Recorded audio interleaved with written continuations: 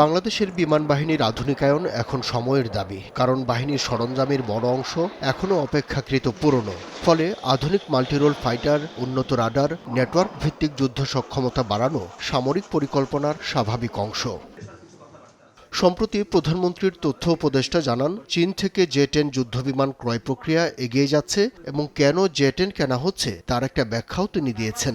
ভারত পাকিস্তানে যখন যুদ্ধ হচ্ছে, ভারতের ডেসল রাফাল ডাউন হয়েছিল এবং সেটা করেছিল চাইনিজ জে-10।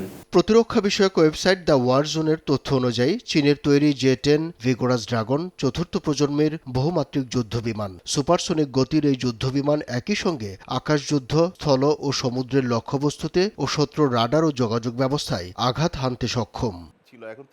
এই সিদ্ধান্তকে সময়োপযোগী জানিয়ে বিশ্লেষকরা বলছেন, জাতীয় নিরাপত্তার জন্য সামরিক সক্ষমতা বাড়ানোর প্রক্রিয়া বহু বছর ধরে ব্যাহত হয়েছে। চীনের সাথে যে ধরনের আলোচনাগুলি বাংলাদেশ করছে সেটা বাংলাদেশের জাতীয় স্বার্থের সাথে সামঞ্জস্যপূর্ণ। সুতরাং সেই জায়গাতে আসলে ব্যত্যয় ঘটানোর কোনো জায়গা নেই। এখন আমি মনে করি যে সরকার একটা সঠিক সমন্বিত পথে আছে। বাংলাদেশের সবচেয়ে powerful banking app city touch download করুন।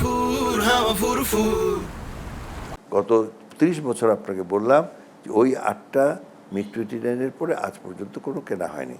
যদি কেনা হয় এটা ডেফিনেটলি বিমান বাহিনীর সক্ষমতাকে বৃদ্ধি করবে। তবে চীন থেকে বাংলাদেশের সমরাস্ত্র কেনাকে ভারত কিভাবে নেবে তা নিয়ে নানা মহলে আলোচনা হচ্ছে। এই আন্তর্জাতিক সম্পর্ক বিশ্লেষক মনে করেন, দুই দেশের সম্পর্কের সোনালী সময়েও বাংলাদেশের জাতীয় নিরাপত্তার ঘাটতি ছিল। তাই বাংলাদেশের সক্ষমতা তৈরির ক্ষেত্রে তাদের উদ্বিগ্ন হওয়ার যৌক্তিক কোনো কারণ নেই। জাতীয় নিরাপত্তার যে গ্যাপগুলি আছে সেগুলিতে পূরণ করার ক্ষেত্রে সক্ষমতা দেখাতে পারতেন, নিশ্চয়ই বাংলাদেশ তাদের সাথে সহায়তা করতে। এখন তাদের নিজেদেরই যখন সক্ষমতা নেই, সুতরাং বাংলাদেশের সক্ষমতা প্রণয়নের ক্ষেত্রে তাদের আসলে উদ্বিগ্ন হওয়াটা মোটেও কোনো যৌক্তিক কিছু না। চাইনিজ কিনলে ভারত বেজার হবে, তো সেটা সত্য নয়। এই জন্য যে আমরা অতীতে তো কিনেছি চাইনিজ F-7 আমরা কিনেছি না।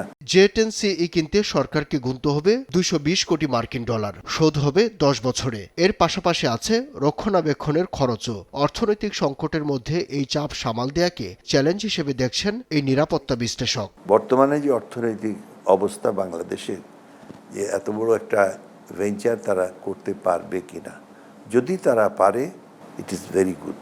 অর্থনীতির যে যুক্তিটা বারবার দেওয়া হয় সেটার যেমন একটা ভ্যালু আছে বটে, কিন্তু নিরাপত্তার ক্ষেত্রে এই জায়গাতে আমার মনে হয় যে দুটাকে একসাথে মেলানোটা ঠিক হবে না।